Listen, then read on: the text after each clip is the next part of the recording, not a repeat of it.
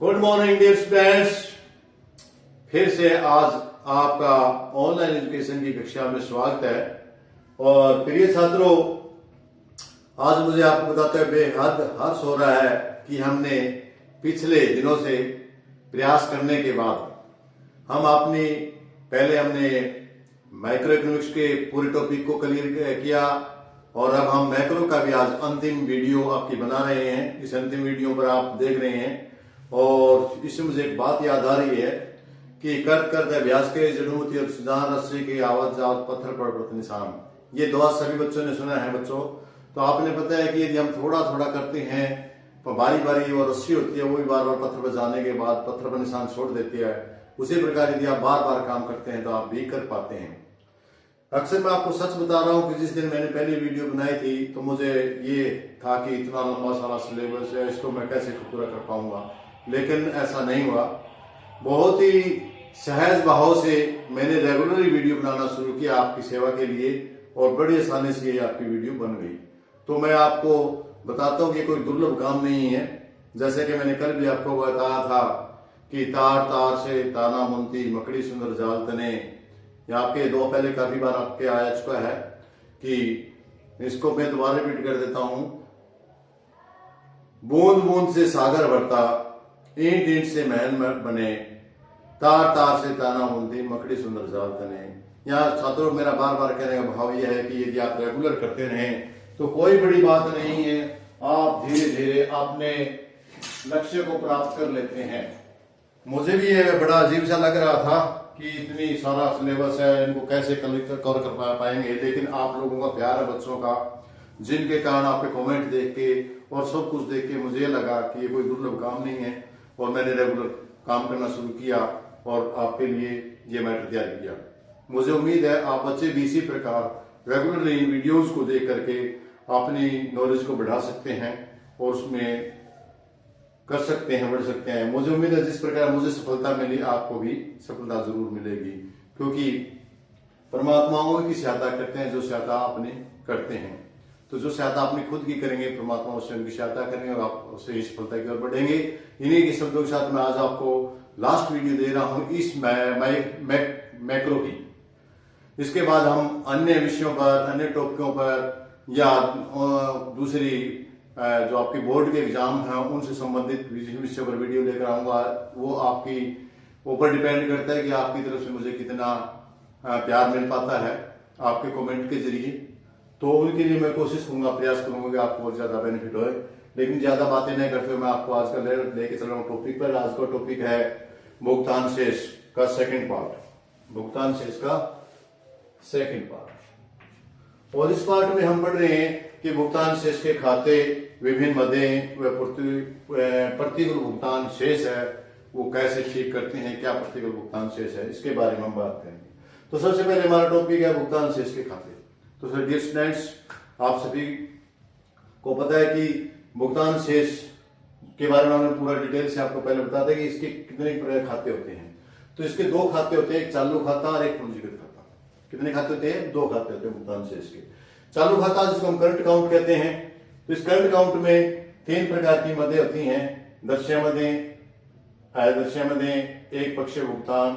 इस दृश्य मदों को स्टूडेंट्स आप बोल सकते हैं भौतिक वस्तुएं या वस्तुएं शामिल कर लेते हैं।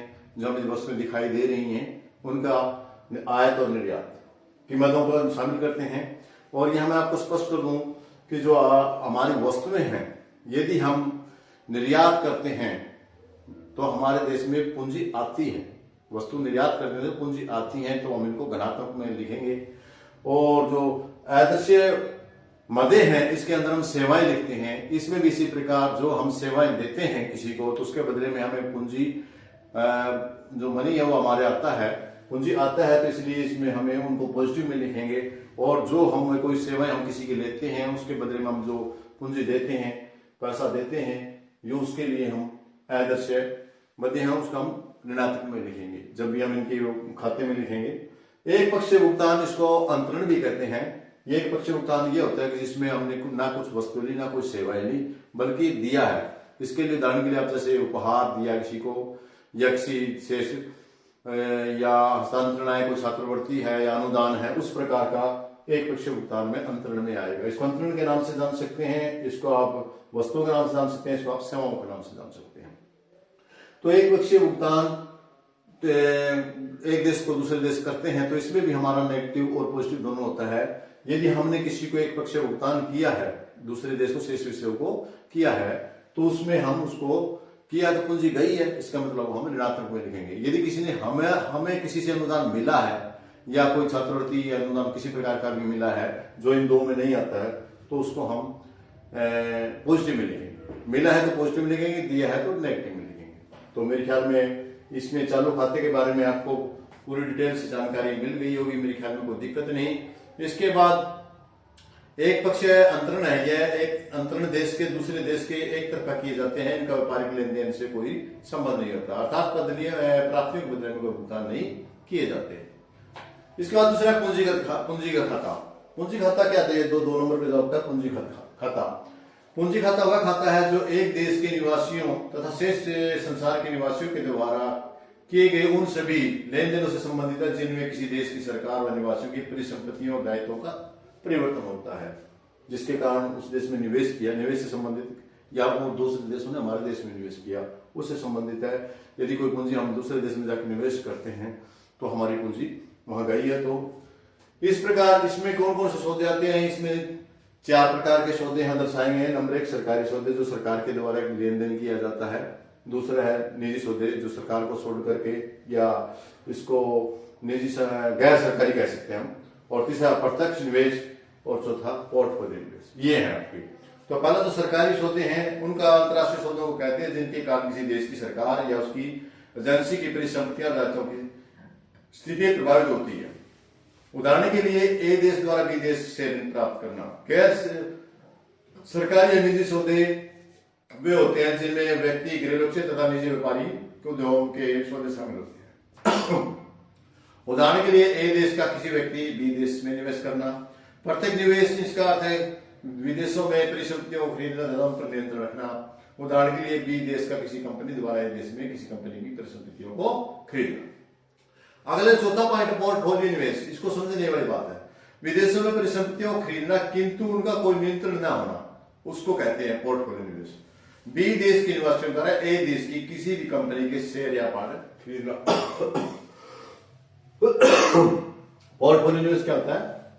यह आप फिर से समझिए क्योंकि ये थोड़ा सा इसमें अजीब सा है कि एक किसी देश के निवासियों द्वारा दूसरे देश की किसी भी कंपनी के शेयर या बांड्स खरीदना, यानी वहां कोई निवेश न करना बल्कि बांड व शेयर खरीद लेना।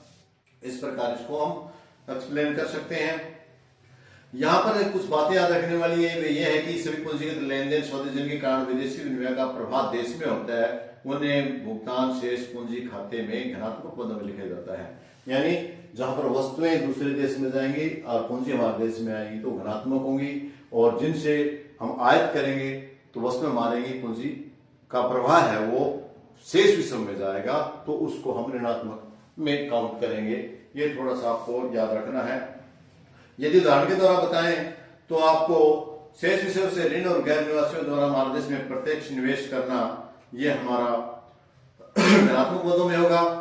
यदि किसी कंपनी के द्वारा विदेश में किसी फर्म को खरीदना, यह हमारा ऋणात्मक होगा क्योंकि कंपनी खरीदेंगे तो हमारे देश की जो पूंजी है वो दूसरे देश में जाएगी। इसके साथ साथ आपको थोड़ा सा और भी एक दृष्टि से हम इसको डिवाइड करते हैं भुगतान शेष को, भुगतान शेष के खाते को एक स्वायत्त से स्वप्रेरित मदे और दूसरी समायोजन मदे। जो ये मदे हैं इन मदों को हम 2 प्रकार से बांटते हैं।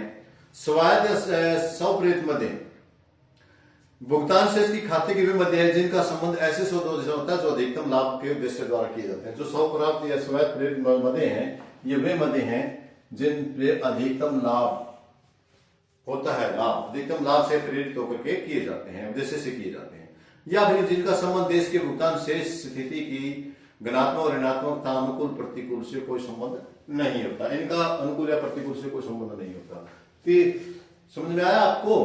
हाँ बिल्कुल ठीक बात। जिसका उद्देश्य है भुगतान शेष की समानता, ये हमारा था स्वायत्त मदे, और जिसका भुगतान शेष की समानता स्थापित करने से कोई मदे नहीं होता। यानी मेन बात इसकी कि ये लाभ की दृष्टि से किया जाता है, हम जरूरतमंदों को उसमें शामिल करते हैं।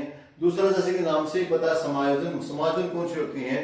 जो समायोजन करती हैं, जिनका संबंध ऐसे स्रोतों से नहीं होता, जिनका अधिकतम लाभ कमाना होता है, इसका लाभ कमाना के उद्देश्य से नहीं की जाती हैं, जिनका संबंध देश के भुगतान की शेष धनात्मक ऋणात्मक स्थिति से होता है समायोजन, क्योंकि धनात्मक ऋणात्मक स्थिति होती है तभी तो मध्य शामिल करके उसको समायोजित किया जाता है। जिनका उद्देश्य भुगतान शेष की समानता स्थापित करना ही होता है। इसका मेन उद्देश्य है, इसका उद्देश्य मेन उद्देश्य आपका लाभ कमाना, और इसका मेन उद्देश्य है समायोजित करना या समानता स्थापित करना। इन दो उद्देश्यों को लेकर के किया जाता है। अगली बात है, भुगतान शेष हमेशा ही आपको पता है कि सामान्यतः यह माना जाता है कि अंतरराष्ट्रीय लेन देन के संबंध में देश का भुगतान सदैव संतुलन में रहता है, क्योंकि ये दोहरी अंकन विधि द्वारा होता है। देखिए, रेखांकन की दृष्टि से हम देखें तो संतुलित होता है ये हमेशा। उसमें जो आप रेखांकन उसमें नोट करते हैं तो उसमें हमेशा संतुलित होता है, क्योंकि भुगतान शेष में घाटे के बजट के द्वारा इसको बराबर कर लिया जाता है, किसी अन्य के द्वारा कर लिया जाता है। दोहरी अंकन विधि के अनुसार प्राप्तियां व भुगतान, जिसे साधारण भाषा में लेनदारियां देनदारियां कहा जाता है, सदैव एक दूसरे के समान होती है। इस विषय को हम इन दो दृष्टिकोणों से समझ सकते हैं। नंबर एक, भुगतान जो रेखांकन की दृष्टि से होता है, जिसको हम दोहरी अंकन विधि कहते हैं। क्या रेखांकन की दृष्टि से देश का भुगतान शेष सदैव संतुलन में होता है, क्योंकि भुगतान शेष के लेखे में दोहरी अंकन प्रणाली के आधार पर तैयार किए जाते हैं। इस विधि के अनुसार प्राप्ति पक्ष और दूसरी साइड में पेमेंट होती है, हमारी पेमेंट साइड होती है। एक साइड में हमारी रिसिप्ट से पेमेंट होती है और दूसरी साइड में पेमेंट रिसिप्ट पक्ष होता है, दूसरी साइड में हमारा पेमेंट पक्ष होता है। साइड दोनों साइड है, हम इस तरह साइड बना लेते हैं। एक साइड में हमारी रिसिप्ट आती हैं पक्ष में, और दूसरे में हमारी पेमेंट की आती हैं। इसके अलावा व्यावहारिक दृष्टिकोण से भुगतान शेष जरूरी नहीं है कि भुगतान सदैव संतुलन में हो। देखिए बच्चों, देखने वाली बात यह है कि जो भुगतान शेष है रेखांकन की दृष्टि से हमेशा आप देखोगे उसमें जब उसमें एंट्री होती है तो दोनों तरफ, एक तरफ प्राप्तियां और एक तरफ पेमेंट। जब हम किसी वस्तु को देखते हैं, जितने की वो वस्तु है उतने की ही उसकी कीमत, उतने की ही उसके बदले में पेमेंट आती है। और व्यवहारिक दृष्टिकोण से देखकर ये जरूरी नहीं है कि वो आवश्यक नहीं है कि संतुलित हो। व्यवहारिक दृष्टि में आयात ज्यादा हो सकते हैं या निर्यात ज्यादा हो सकते हैं, जरूरी नहीं होते कि वो संतुलित हो भी सकता है और नहीं भी हो सकता है। यह संतुलित भी हो सकता है और संतुलित भी हो सकता है। व्यवहारिक दृष्टिकोण से भुगतान शेष को आर्थिक संतुलन भी कहा जा सकता है। जब चालू खाते में घाटा या अधिक है वो तो पूंजी खाते की सहायता से उसमें संतुलन स्थापित किया जाता है, अर्थात चालू खाते के घाटे को पूंजी खाते में अधिक से संतुलित किया जाता है और चालू खाते के अधिक से पूंजी खाते के घाटे को पूरा किया जाता है। इस प्रकार चालू खाते और पूंजी खाते के अंतरणों के भुगतान शेष को संतुलित किया जा सकता है।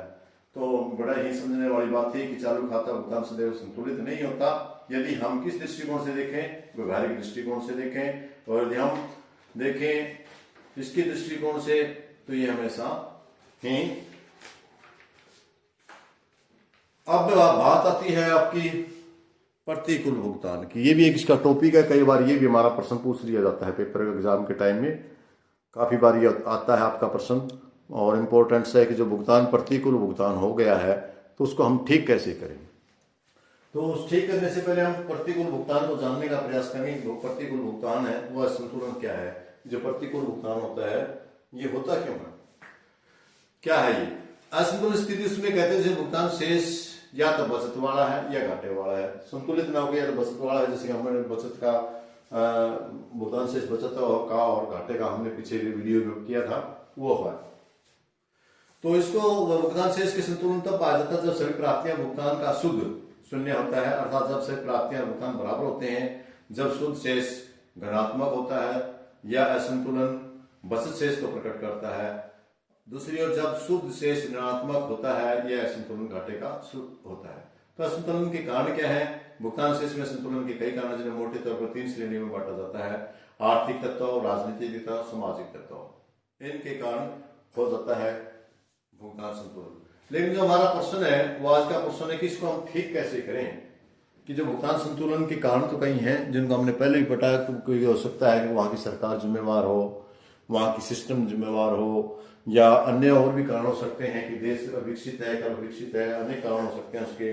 राजनीतिक स्थिरता है, लोकप्रिय नीति है, व्यापार चक्र कैसे हैं, मुद्रास्फीति की ऊंची दर है, आय प्रतिस्थापन का विकास है, या व्यापार करने वाले देशों की लागत संरचना में परिवर्तन है, या विभिन्न देशों में प्रभाव है, रुचि और प्राथमिकताओं में अंतर है, इन सभी के कारण हो सकता है। लेकिन हमारी बात ये आती है कि भुगतान प्रतिकूल भुगतान हो गया तो उसको ठीक करने को उपाय क्या है। प्रतिकूल भुगतान यदि बचत का है तो उसमें कोई ज्यादा देश के लिए नुकसानदायक बात नहीं है, लेकिन यदि वो घाटे का है तो वो हमेशा देश की स्थिति के लिए बड़ा हानिकारक होता है। तो हर देश उसको ठीक करने का प्रयास करता है। उसको ठीक करने के कौन से उपाय हैं?